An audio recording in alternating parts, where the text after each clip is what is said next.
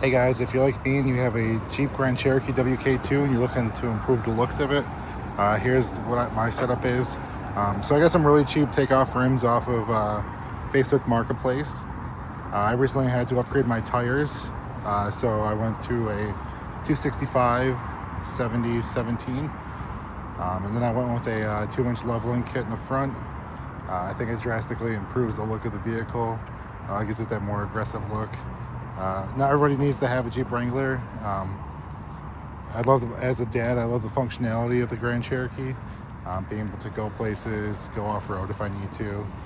It's perfect for all the stuff I put inside my car. So if you're looking to improve the look of your vehicle, consider looking on Facebook Marketplace for Jeep Wrangler rims, and then you can fit the 280 or the 265 70 17s on this, and it definitely gives it that more aggressive look. So let me know what you think. Have you done this with your vehicle?